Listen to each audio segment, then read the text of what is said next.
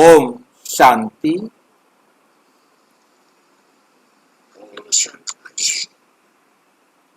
आठ सितंबर 2025। आज की साकार मुरली रंगीन बड़े बड़े अक्षरों में पढ़ें, सुने और मंथन करें। हम प्रतिदिन प्रातः 4 बजे, 6 बजे, शाम को 4 बजे, 8 बजे मुरली मंथन करते हैं। आप भी इस मुरली मंथन में साथी व सहयोगी बन सकते हैं, जिसके लिए इसी वीडियो के डिस्क्रिप्शन बॉक्स में लिंक दिया हुआ है। गूगल मीट का, यूट्यूब लाइव का, दोनों लिंक में से जिस भी लिंक पर आप जुड़ना चाहें जुड़ सकते हैं। यदि आपको जुड़ने में कठिनाई हो रही है तो इसी वीडियो में जो देख रहे हैं सामने नीचे चलती हुई लाइन दिखाई दे रही है, उसमें व्हाट्सएप नंबर दिया हुआ है, उस पर आप मैसेज करके लिंक पुनः मंगा सकते हैं, प्रश्न पूछ सकते हैं, अपना कोई सुझाव हम सबके हित में दे सकते हैं। ओम शांति।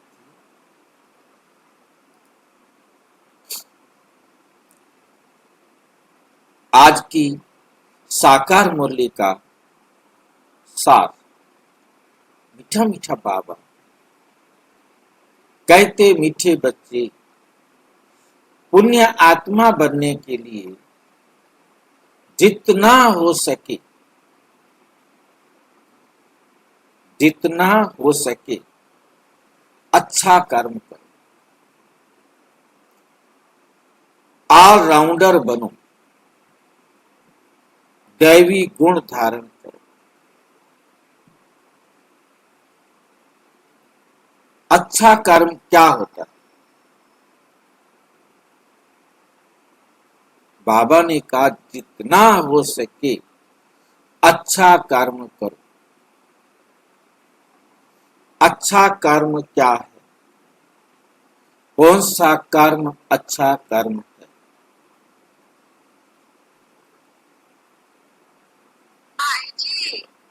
हाँ जी। जब हम कोई अच्छा काम बिना स्वार्थ के लिए करते हैं ना, मतलब दूसरों के कल्याण के लिए, वो अच्छा काम है। मुझे ये जानना था कि अच्छे कर्म कौन से हैं, ताकि हम वही कर्म करें। सबको बाबा का परिचय देना ही अच्छा काम है।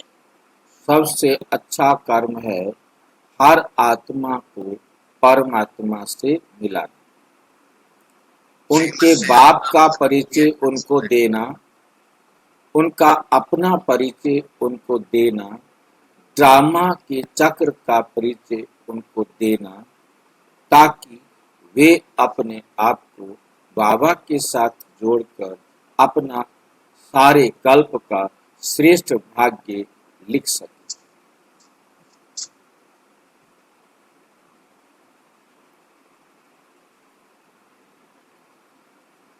दूसरा शब्द है ऑलराउंडर बनो। अब ये क्या बोला होता है ऑलराउंडर?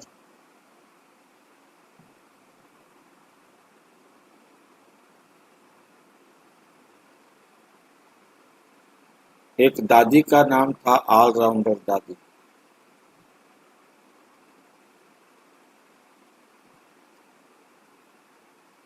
उसने बाबा से पूछा, ये ऑलराउंडर क्या होता है? क्या जवाब दिया था बाबा ने?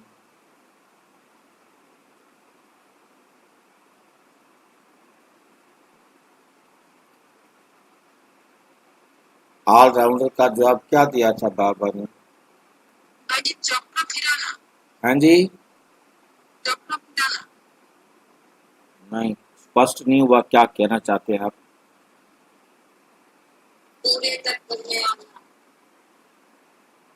नहीं, किसको समझ में आया? क्या बोल रही है बहन जी? शुरू से लेके अंत तक पाठ शुरू से थोड़ा आराम से बोलो। शुरू से लेके अंत तक पार्ट बजाना। यहाँ पार्ट की तो बात ही नहीं की है, यहाँ तो सिर्फ ऑलराउंडर बनाता है।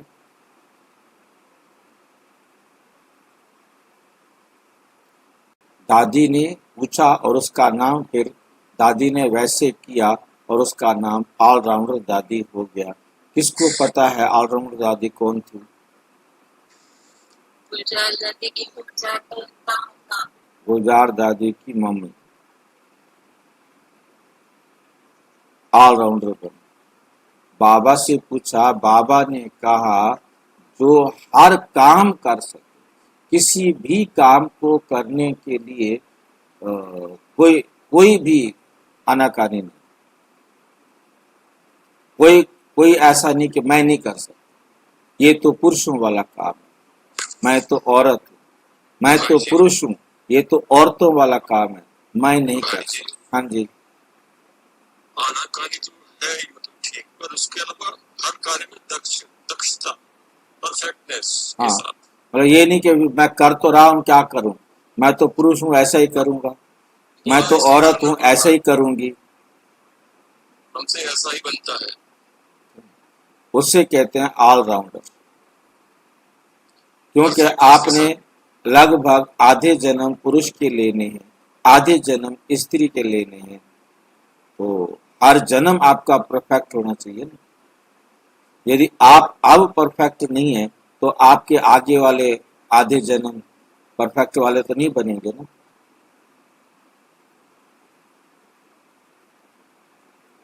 ऐसे स्कूल में हमने एडमिशन ले लिया है, ठीक लिया एडमिशन या गलती की है?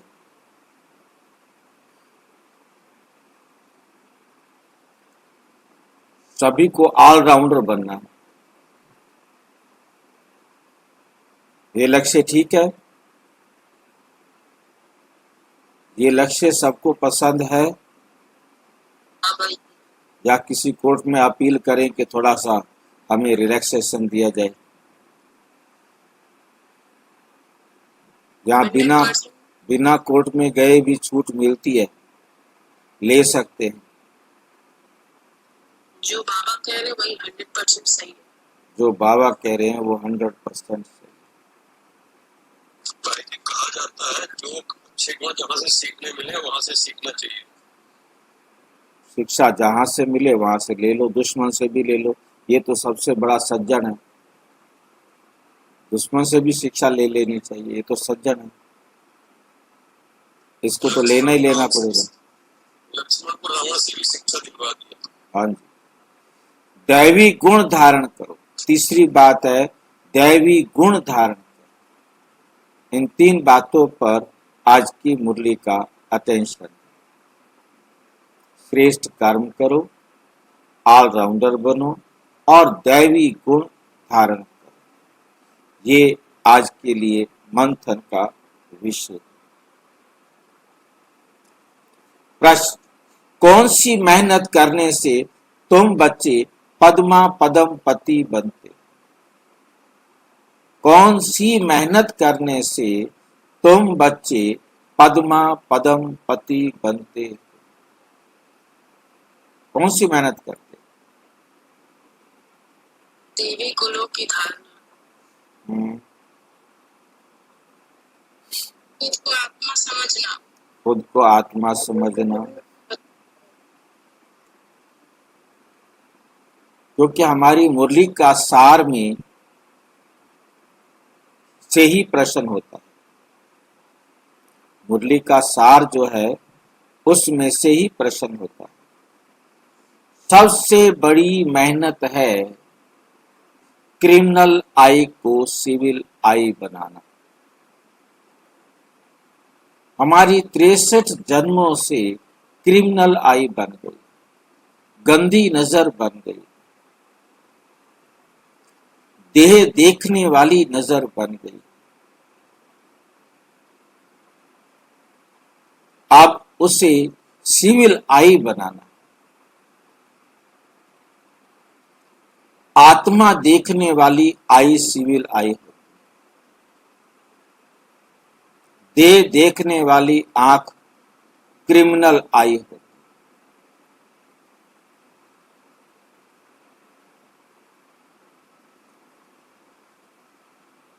आत्मा देखना ही केवल सिविल आई है।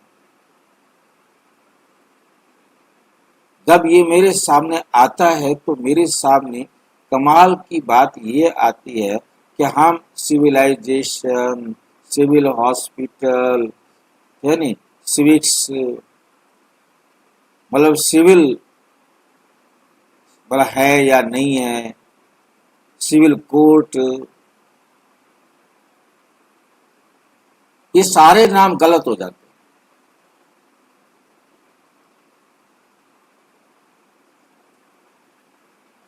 सिविल का अर्थ उन्होंने सामान्य ले लिया, सामान्य अस्पताल, सामान्य कोर्ट, जबकि सिविल का अर्थ है सामान्य, परंतु क्योंकि हम आत्मा हैं, हम ना स्त्री हैं ना पुरुष हैं, ना बड़े हैं ना छोटे। भाई जी, सभ्यता सिविलाइजेशन सभ्यता के सबसे प्राचीन सभ्यता फलानी है जी। सभ्य भी उसे कहा जाता है जो सबको, सबके साथ अच्छा व्यवहार कर सके, सभ्यता से बात करें जी भाई जी। व्यवहार अच्छा करे। अच्छा व्यवहार भी हमारा तभी बनता है जब हम सबको आत्मा समझे। आत्मा से, रूहानियत से। हम आत्मा के सिवाय स्त्री और पुरुष देख के बात करेंगे तो हमारी बातों में सभ्यता नहीं रहेगी, गड़बड़ हो जाएगी। बहनें फिर भी कर ले, भाई नहीं कर सकते। बहनों में एक विशेषता होती है कि वो कैसे भी मतलब अपने अंदर कंट्रोल कर सकते हैं, परंतु भाइयों में ये विशेषता नहीं होती।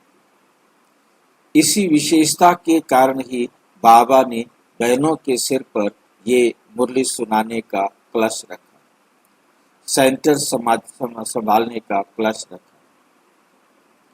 हो जाती हैं गलत बहनें भी, परंतु 5 से 10%।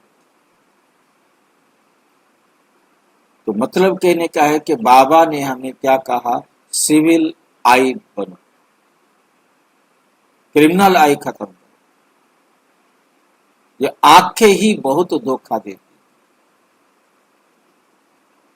आंखें ही बहुत धोखा देती।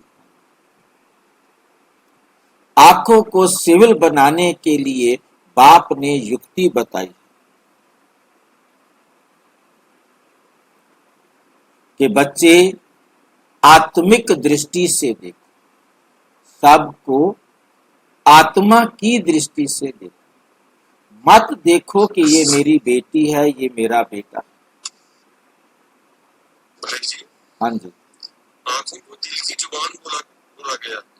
आपको आंखों को दिल की जुबान, दिल की जुबान। आंखों से वही प्रत्यक्ष होगा जो आपके दिल में होगा। मेन बात है, वृत्ति खराब हो गई है तभी तो आंखें खराब हुई हैं, तभी तो बोल भी खराब हुआ है, तभी तो कर्म भी खराब हुआ है। तो दिल से ही आंखों का कंट्रोल है। Face is the index of mind. Face में सबसे पहले जो बातें करती है वो आंखें करती है। बाकी फेस में बातें करने वाला कोई ज्यादा परिवर्तन नहीं आता, सबसे बड़ा परिवर्तन आंखों में आता है। आंखें सबसे ज्यादा बोलती, बिना बोले बहुत कुछ बोलती, इसलिए जबान कहा उसको।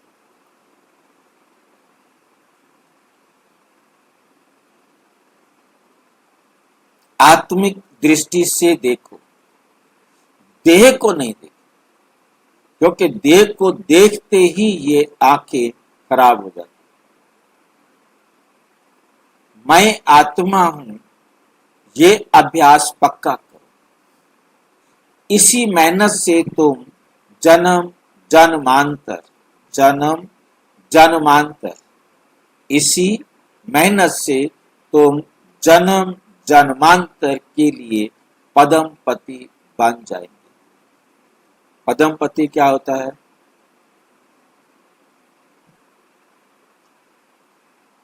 पदमपति बन जाएंगे। पदमपति किसे कहते हैं?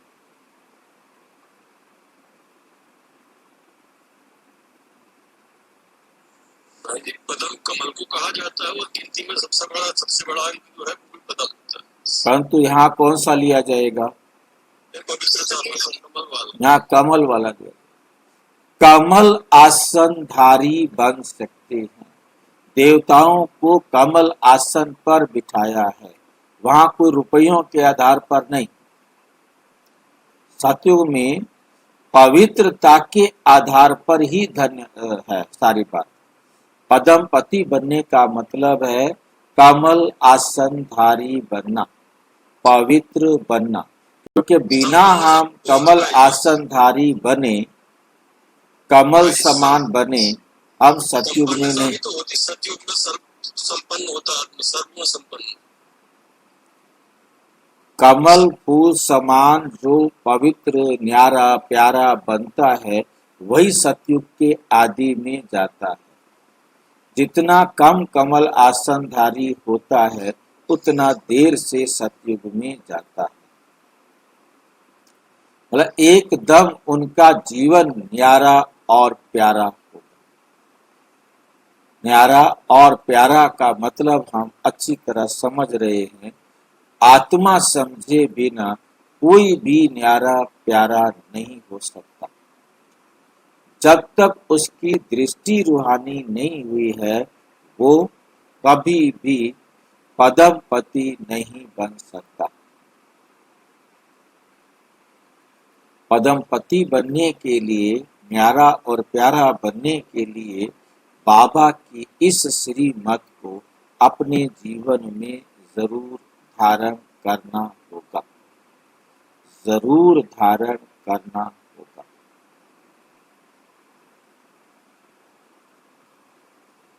गीत। धीरज धर मनवा, तेरे सुख के दिन आए कि आए। ओम शांति। ये किसने कहा? शिव बाबा ने शरीर द्वारा कहा। कोई भी आत्मा शरीर बिगर बोल नहीं सकती। बाप भी शरीर में प्रवेश कर आत्माओं को समझाते हैं। बच्चे बच्चे, आप भी, तुम्हारा जिस्मानी कनेक्शन नहीं है, क्योंकि तुम मर गए। तुम्हारा अब जिस्मानी रिश्ता खत्म। ये है रूहानी कनेक्शन। अब हम जबरदस्ती घर में बैठे हैं, घर में बैठे बैठे हमें मारना चाहता है। कैसा बाबा है हमारा? हम कैसे मर जावें, ये प्रश्न हमारे सामने बना हुआ है। जानते तो हम शुरू से है कि हम मर जाए, पर तो क्या करें?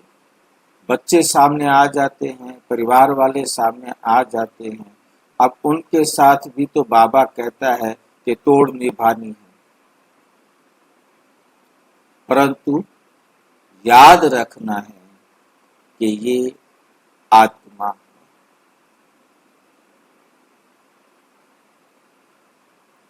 आत्मा को ज्ञान मिलता है, आत्मा को ज्ञान मिलता है। परम पिता परम आत्मा से देहधारी जो भी हैं, सब पढ़ रहे हैं। बाप को तो अपनी देह है नहीं, तो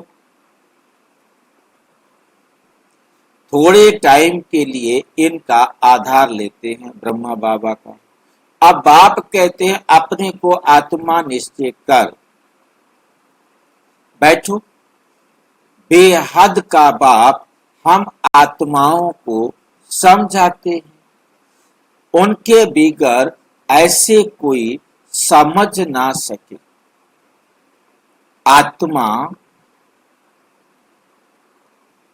आत्मा को कैसे समझाएगी? आत्माओं को समझाने वाला परम आत्मा चाहिए। उनको कोई भी जानते नहीं। त्रिमूर्ति से भी शिव को उड़ा दिया है। दुनिया वालों ने त्रिमूर्ति चित्र बनाया ब्रह्मा विष्णु शंकर का, उसमें शिव नहीं दिखाते हैं। ब्रह्मा द्वारा स्थापना कौन कराएगा? ये लाइन देखिए कितनी वंडरफुल है। भक्ति में भी इसी प्रकार से बोलते हैं, ब्रह्मा द्वारा स्थापना, शंकर द्वारा विनाश, विष्णु द्वारा पालना कराते हैं। कौन कराता है? ये नहीं मालूम उन बेचारों को। तो ये बाबा ही आके समझाते हैं। मैं आकर इस ब्रह्मा के द्वारा क्या करता हूँ? स्थापना कराता हूँ और विष्णु द्वारा पालना और शंकर द्वारा विनाश कराता हूँ। ये तीन कर्तव्य करने के लिए मैं इन तीन मूर्तियों को स्थापित करता हूँ। अब ये तीन मूर्तियां कहा, दुनिया में भी तीन मूर्ति कहा, परंतु दोनों में अंतर। बाबा ने तीन मूर्तियां दुनिया वाली ही उठाई और उन्हीं को सामने रख के कहा कि ये है ब्रह्मा, ये है विष्णु, ये है शंकर। और ये राज भी देखो, मैं कितनी कमाल की बात है, यहाँ आकर के खोलता है कि ये ना अंगा है। नहीं तो हम समझ नहीं पाते थे कि इसको कपड़े क्यों नहीं पहनाए, इसे शहर में क्यों नहीं रखा, क्योंकि ये बिना अंगों का है, बिना शरीर का है, और उन्होंने उसको शरीर की तरह से नंगा बना दिया। जैनियों ने भी समझा कि हमको नंगा रहना है, परंतु सच ये है कि हम आत्मा ना अंगे। क्या क्या बात जो है ना बाबा सिखाता है, कैसे एक एक बात को ठीक करता है, हमारी बुद्धि में बिठाता है, बड़े पेशेंस के साथ, बड़े धैर्य के साथ। जल्दबाजी नहीं, कोई जल्दबाजी नहीं बाबा। और हमारे पास कितनी जल्दबाजी है, ये कब खत्म होगी समझ में नहीं। ब्रह्मा द्वारा स्थापना कौन कराएंगे?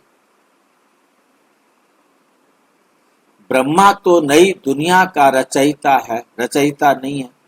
बेहद का बाप, रचयिता सबका एक ही शिव बाबा है। ब्रह्मा भी सिर्फ अभी तुम्हारा बाप है, फिर नहीं होगा। वहां तो लौकिक बाप ही होता है। कल युग में होता है लौकिक और पारलौकिक। एक लौकिक बाप होता है और एक पारलौकिक बाप होता है। अब भी संगम पर लौकिक, अलौकिक और पारलौकिक तीन बाप होते। तीन बाप सिर्फ और सिर्फ संगम पर होते।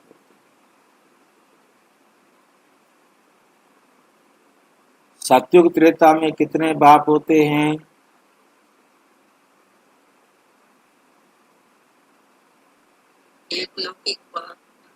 एक लौकिक बाप। हाँ जी, एक लौकिक बाप होता है।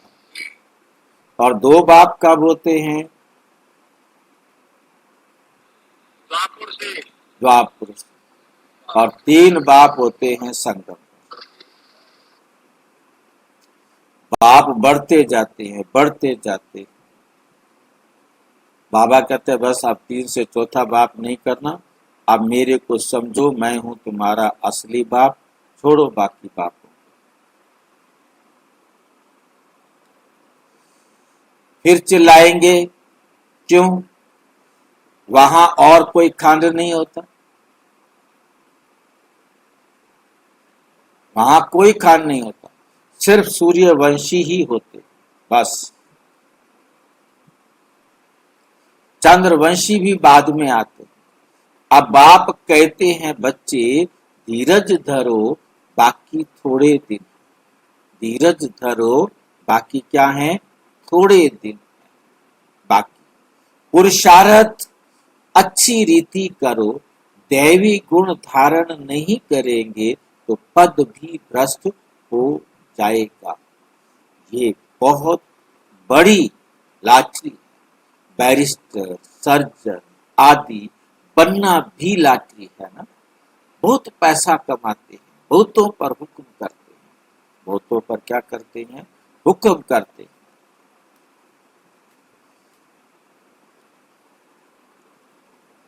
हुक्म चलाते हैं। जो अच्छी रीति पढ़ते पढ़ाते हैं वे ऊंच पद पाए।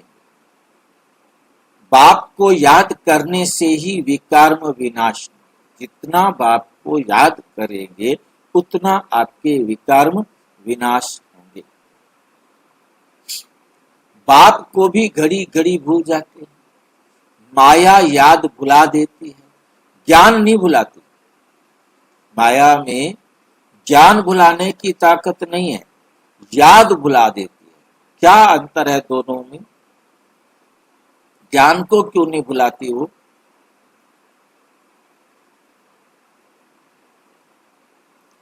याद को कैसे भुला देती है?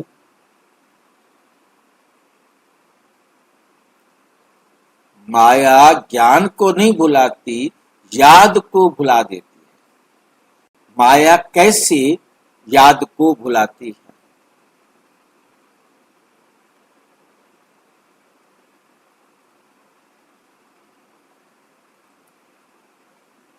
माया कैसे बुलाती होगी याद को?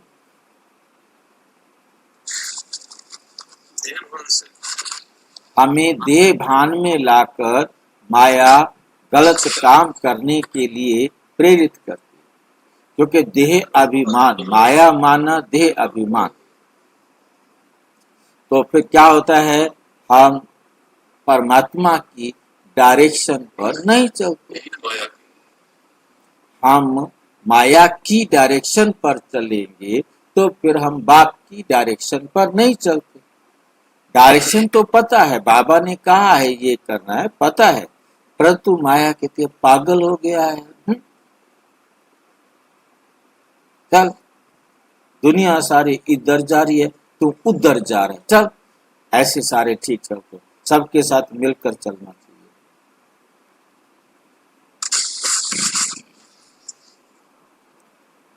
बाप कहते भी हैं अपनी उन्नति करनी है तो चार्ट रखो।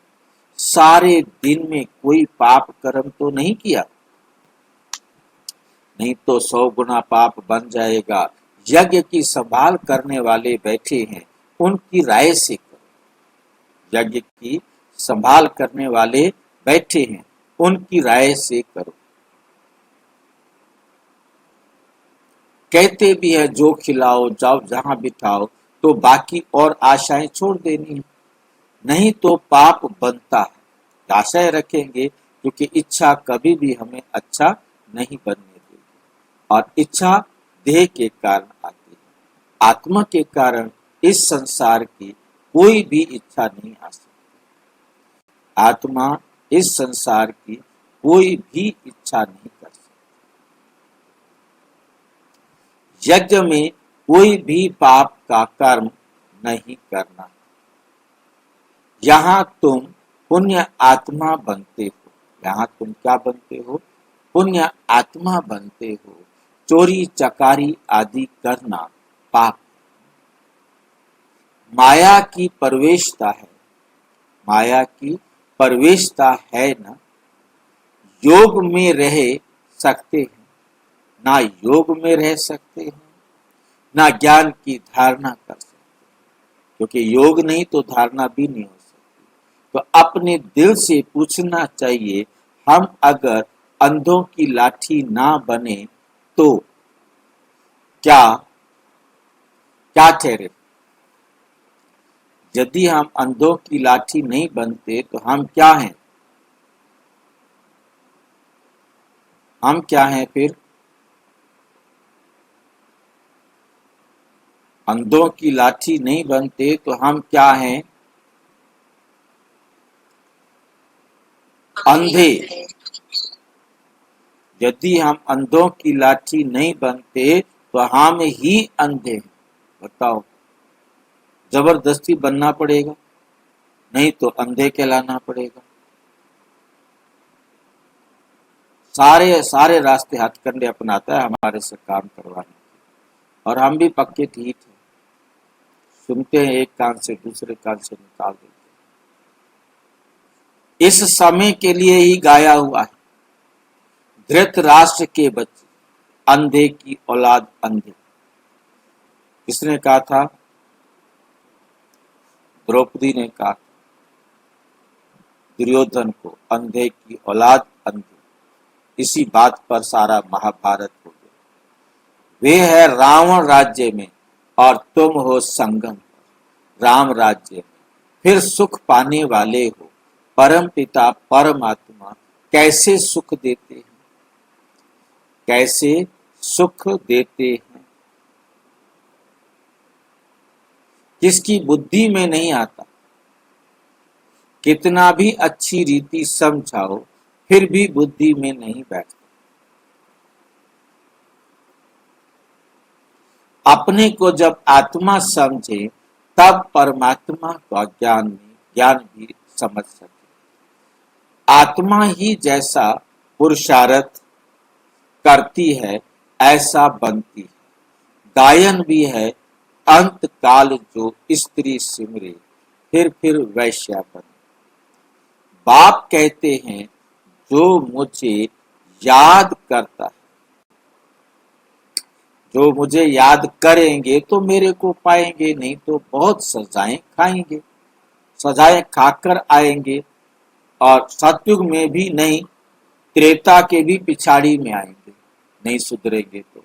सतयुग त्रेता को कहा जाता है ब्रह्मा का दिन। एक ब्रह्मा तो नहीं होगा, ब्रह्मा का दिन है तो एक ब्रह्मा तो नहीं होगा अकेला, उसके बच्चे भी तो होंगे ना। ब्रह्मा के तो बहुत बच्चे हैं ना। ब्राह्मणों का दिन, फिर ब्राह्मणों की रात होगी। अभी बाप आए, अभी बाबा आए हैं रात से दिन बनाने। ब्राह्मण ही दिन में जाने के लिए तैयारी करते हैं। बाप कितना समझाते हैं, बाप कितना समझाते हैं। देवी धर्म की स्थापना तो जरूर होनी ही है। कलयुग का विनाश भी जरूर होना है। जिनको कुछ भी अंदर में संशय होगा तो वे भाग जाएंगे। जिनको कुछ भी अंदर में संशय होगा तो वे भाग जाएंगे। पहले निश्चय फिर संशय हो जाता है। पहले निश्चय बैठता है, फिर थोड़ी देर बाद संशय भी आ जाता है। यहां से मरकर फिर पुरानी दुनिया में जाकर जन्म लेते। बाबा से मर गए, बाबा को छोड़ दिया, बाबा का हाथ छोड़ा, मर गया और जाके परिवार का हाथ पकड़ लिया। विनश्यंती हो जाते। बाप की श्रीमत पर चलना तो पड़े ना। पॉइंट तो बहुत अच्छी अच्छी बच्चों को देते रहते हैं। बाबा कहते मैं पॉइंट तो बहुत अच्छी अच्छी बच्चों को देते रहते हैं। पहले पहले तो समझाओ तुम आत्मा हो, देह नहीं। नहीं तो लाटरी सारी गुम हो जाएगी। नहीं तो क्या होगा? लाटरी सारी गुम हो जाएगी। भल वहां राजा अथवा प्रजा सब सुखी रहते हैं, फिर भी पुरुषार्थ तो ऊंच पद पाने का करना है। फिर भी पुरुषार्थ तो ऊंच पद पाने का करना है। ऐसे नहीं सुख धाम में तो जाएंगे ना, नहीं तो ऊंच पद पाना है। राजा बनने के लिए आए हो। क्या करने के लिए आए हो? राजा बनने के लिए आए हो। ऐसे सियाने भी चाहिए। बाप की सर्विस करनी चाहिए। रूहानी सर्विस नहीं तो स्थूल सर्विस भी है। कहाँ मेल्स भी आपस में क्लास कराते हैं, पुरुष भी आपस में, भाई भी क्लास कराते रहते हैं। एक बहन बीच में जाकर क्लास कराती है। झाड़ धीरे धीरे वृद्धि को पाता है ना। सेंटर्स पर कितने आते हैं, फिर चलते चलते गुम हो जाते हैं। विकार में गिरने से फिर सेंटर्स पर भी आने में लज्जा आती है, ढीले पड़ जाते हैं। कहेंगे ये बीमार हो गया, कहेंगे ये बीमार हो गया। बाप सब बातें समझाते रहते हैं। अपना पोता मेल रोज रखो। क्या रखो?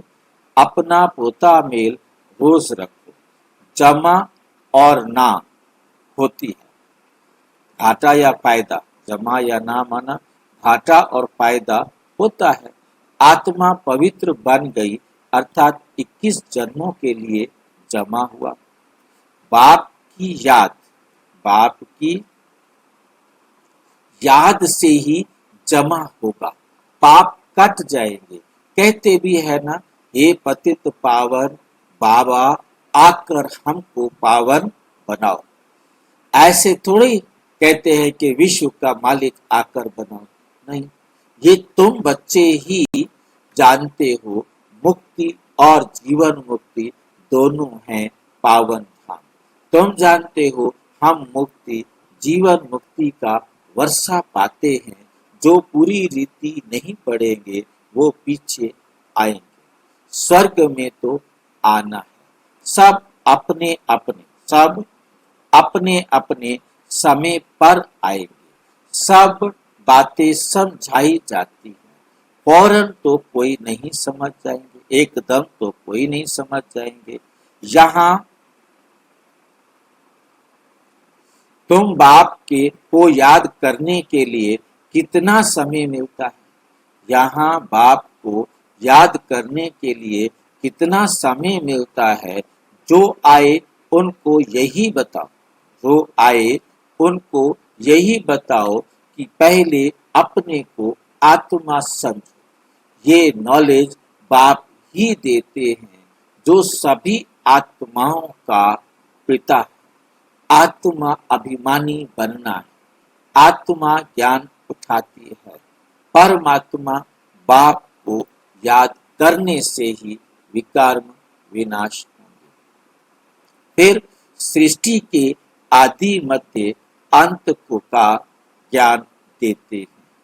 रचयिता को याद करने से ही पाप भस्म होंगे। फिर रचना के आदि मध्य अंत के ज्ञान को समझने से तुम चक्रवर्ती राजा बन जाएंगे।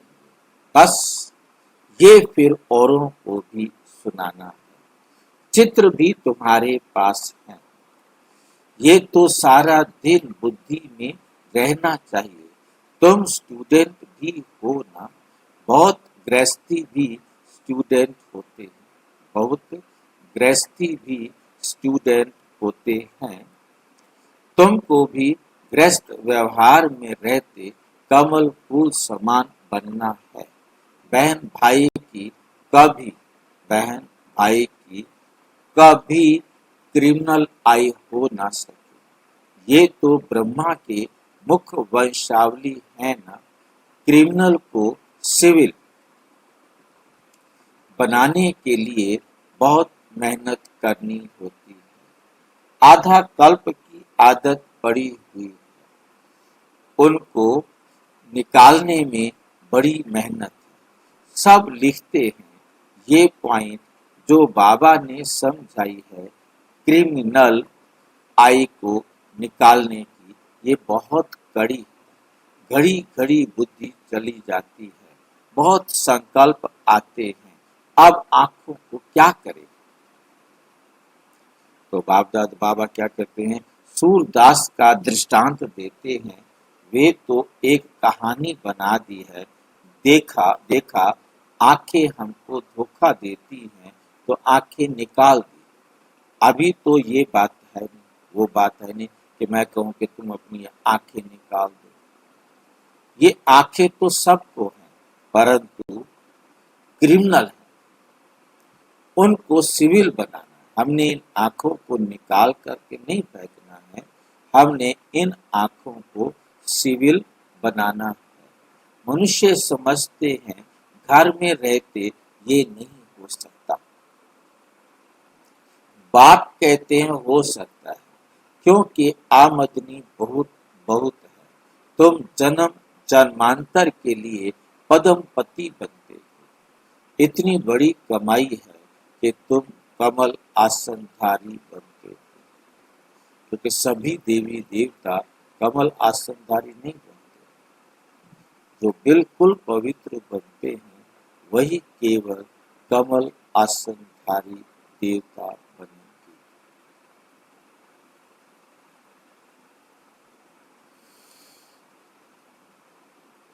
वहां गिनती होती नहीं। आजकल बाबा नाम ही पद्मपति पद्मावती दे देते हैं, तो तुम अनगिनत पद्मपति बनते हो। वहां गिनती होती ही नहीं। गिनती तब होती है जब रुपए पैसे आदि निकलते हैं। वहां तो सोने चांदी की मोहरें काम में आती हैं। आगे राम सीता के राज्य की मोहरें आदि मिलती थी। बाकी सूर्यवंशी राजाई की कभी नहीं देखी। चंद्रवंशी की देखते ही आए। पहले तो सब सोने के सिक्के ही थे, फिर चांदी के। ये तांबा आदि तो पीछे आया निकला। अभी तुम बच्चे बाप से फिर वर्षा लेते हो। सतयुग में जो रस्म रिवाज चलनी होगी वो चलेगी।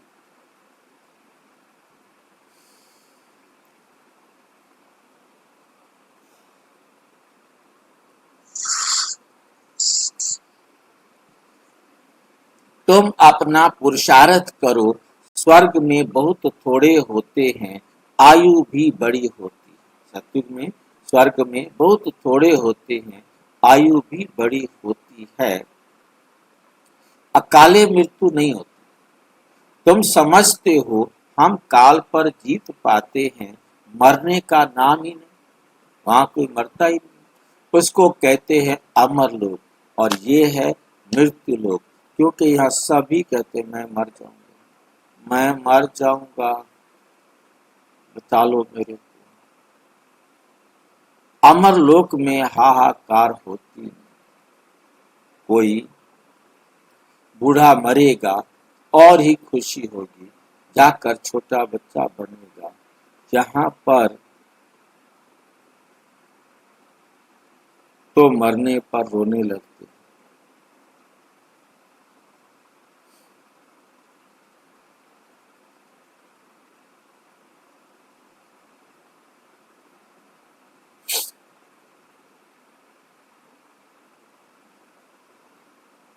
मरने पर रोने लगते हैं। तुमको कितना अच्छा ज्ञान मिलता है, कितनी धारणा होनी चाहिए। औरों को भी समझाना है, औरों को भी समझाना पड़ता है। बाबा को कोई कहे कि हम रूहानी सर्विस करना चाहते हैं, बाबा झट कहेंगे। बाबा क्या कहेंगे? झट कहेंगे भल करो। बाबा कोई को मना नहीं करते। ज्ञान नहीं है तो बाकी अज्ञान ही। अज्ञान से फिर बहुत डिससर्विस कर देते।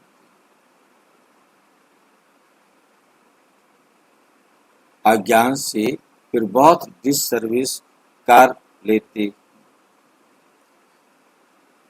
सर्विस तो अच्छी रीति करनी चाहिए ना, तभी तो लॉटरी मिलेगी। बहुत भारी लॉटरी है, ये है ईश्वरीय लॉटरी। तुम राजा रानी बनेंगे तो तुम्हारे पोत्रे पोत्रियां सब खाते आएंगे। यहाँ तो हर एक अपने कर्म अनुसार फल पाते हैं। कोई बहुत धन दान करते हैं तो राजा बनते हैं। तो बाप बच्चों को सब कुछ समझाते हैं, अच्छी रीति समझकर और धारणा करनी है। सर्विस भी करनी है। सैकड़ों की सर्विस करे होती है। कहाँ कहाँ भक्ति भाव वाले बहुत अच्छे होते हैं। बहुत भक्ति की होगी तब ही ज्ञान भी जचेगा। चेहरे से ही मालूम पड़ता है। सुनने से खुशी होती है, सुनने से खुश होते रहेंगे। जो नहीं समझेंगे वे तो इधर उधर देखते रहेंगे या आंखें बंद कर बैठेंगे। बाबा सब देखते किसको सिखलाते नहीं, तो गोया समझते कुछ नहीं। एक कान से सुन दूसरे से निकाल देते हैं। अभी ये समय है बेहद के बाप से बेहद का वर्षा लेने का। जितना लेंगे जन्म जन्मांतर कल्प कल्पांतर मिलेगा, नहीं तो फिर पीछे बहुत पछताएंगे, फिर सबको साक्षात्कार होगा। हमने पूरा पढ़ा नहीं, इसलिए पद भी नहीं पा सकेंगे, बाकी क्या जाकर बनेंगे नौकर चाकर। साधारण प्रजा ये राजधानी स्थापन हो रही है, जैसा जैसा करते हैं उस अनुसार फल मिलता है, उस अनुसार फल मिलता है। नई दुनिया के लिए सिर्फ तुम ही पुरुषार्थ करते हो। मनुष्य दान पुण्य करते हैं, वे भी इस दुनिया के लिए। ये तो कॉमन बात है। हम अच्छा काम करते हैं तो उसको दूसरे जन्म में अच्छा फल मिल जाता है। तुम्हारी तो है 21 जन्मों की बात। जितना हो सके कर्म करो, ऑल राउंडर बनो। नंबर 1, पहले ज्ञानी तू आत्मा और योगी तू आत्मा चाहिए। ज्ञानी भी चाहिए। भाषण के लिए महारथियों को बुलाते हैं ना, जो सब प्रकार की सर्विस करते हैं, तो पुण्य तो होता ही है, पुण्य तो होता ही है।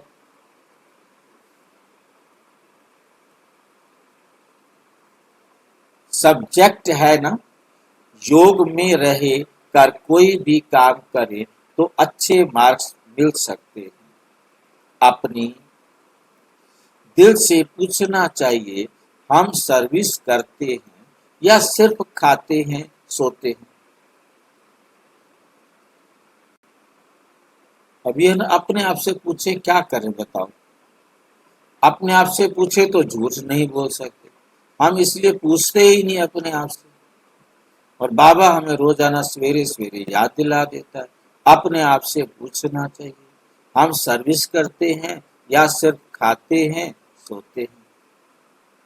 और क्या करें, पता तो सारा है, अब पूछें तो चलो पूछ लेंगे, बताना तो किसी को है ही नहीं, कोई बात पूछ लेंगे। ठीक है बाबा, यहाँ तो ये पढ़ाई है और कोई बात नहीं है। तुम मनुष्य से देवता, नर से नारायण बनते हो। अमर कथा तीसरी की कथा है यही एक। मनुष्य तो सब झूठी कथाएं जाकर सुनते हैं। तीसरा नेत्र तो सिवाय बाप के और कोई दे ना सके। अभी तुमको तीसरा नेत्र मिला है, जिससे तुम सृष्टि के आदि मध्य अंत को जानते हो। इस पढ़ाई में कुमार कुमारियों को बहुत तीखा जाना चाहिए। चित्र भी हैं, कोई से पूछना चाहिए गीता का भगवान कौन है। मुख्य बात ही ये है, भगवान तो एक ही होता है, जिससे वर्षा मिलता है मुक्ति धाम का। हम वहाँ रहने वाले हैं, यहाँ आए हैं पाठ बजाने। अब पावन कैसे बने, अब पावन कैसे बने। पतित पावन तो एक ही बाप है। आगे चलकर तुम बच्चों की अवस्था भी बहुत अच्छी हो जाएगी। बाप किस्म किस्म से समझानी देते रहते हैं। एक तो बाप को याद करना पड़ता है, तो जन्मांतर के पाप मिट जाएंगे। अपने दिल से पूछना है, हम कितना याद करते हैं। चार्ट रखना अच्छा है। अपनी उन्नति करो, अपने ऊपर रहम कर अपनी चलन देखते रहो। अगर हम भूलें करते रहेंगे तो रजिस्टर खराब हो जाएगा। इसमें दैवी चलन होनी चाहिए। गायन भी है ना, जो खिलाएंगे, जहां बिठाएंगे, जो डायरेक्शन देंगे वो करेंगे। डायरेक्शन तो जरूर तन द्वारा देंगे ना। गेट वे टू स्वर्ग, गेट वे टू हेवन, ये अक्षर अच्छा है। ये द्वार है स्वर्ग जाने का। अच्छा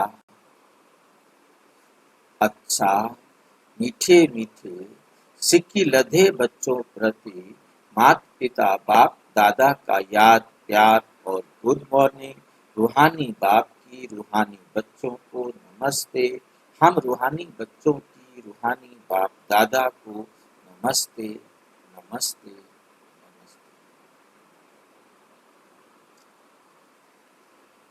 धारणा के लिए मुख्य सार, पुण्य आत्मा बनने के लिए और सब आशाएं छोड़ ये पक्का पाठ याद करना है कि बाबा जो खिलाओ, जहां बिठाओ, कोई भी पाप का काम नहीं करना। ईश्वरीय लॉटरी प्राप्त करने के लिए रूहानी सर्विस में लग जाना है।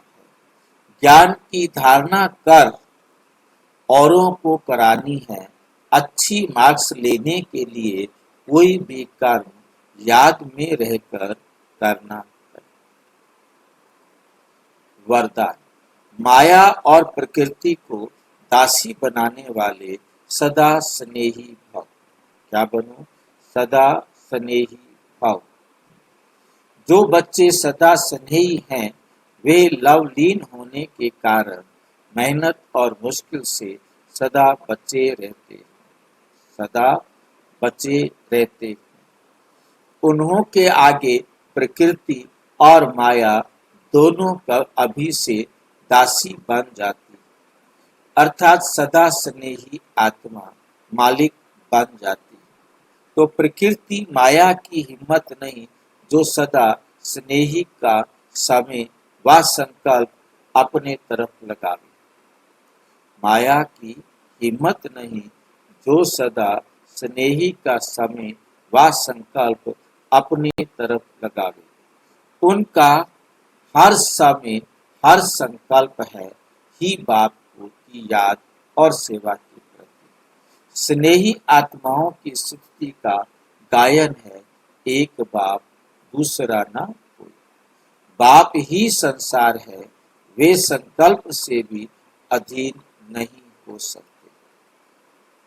अगर बाप ही मेरा संसार है, वो कभी भी संकल्प में भी सोच भी नहीं सकते कि हम इस संसार के मालिक नहीं। मेरे बाप का संसार है तो मैं इसका मालिक हूँ। मैं क्यों अधीन बनूं इस शरीर के? मैं इस शरीर का भी मालिक हूँ। इस तन का ही गुलाम बन जाते हैं। स्लोगन, नॉलेजफुल बनो तो समस्याएं भी मनोरंजन का खेल अनुभव होंगी। अव्यक्त इशारे, अब लगन की अगन को प्रज्वलित कर योग को ज्वाला रूप बना। अब लगन की अगन, हमें बाबा से इतना पक्का प्यार हो जाए, उस प्यार की ऐसी आग लग जाए, हम उसका कहना मानने के सिवाय और किसी की तरफ देखे ही नहीं। इसे कहते हैं ज्वाला रूप योग, ज्वाला रूप बनना। इस कलियुगी तमो प्रधान जड़ी भूत पुराने वृक्ष को भस्म करने के लिए संगठित रूप में फुल फोर्स से योग ज्वाला प्रज्वलित करो। लेकिन ऐसी ज्वाला स्वरूप की याद तब रहेगी जब याद का लिंक सदा जुटा रहेगा। अगर बार बार लिंक टूटता है तो उसे जोड़ने में समय भी लगता, मेहनत भी लगती और शक्तिशाली के बजाय कमजोर हो जाते हो। शक्तिशाली की बजाय क्या हो जाते हो? कमजोर हो जाते हो। अच्छा, ओम शांति। और विस्तार से जानने के लिए प्रजापिता ब्रह्मा कुमारी ईश्वरीय विश्वविद्यालय के किसी भी सेवा केंद्र पर संपर्क करें और यदि कोई प्रश्न है तो 9213106986 पर केवल टेलीग्राम करें। 9650692270 पर केवल व्हाट्सएप करें। फोन नहीं। ओम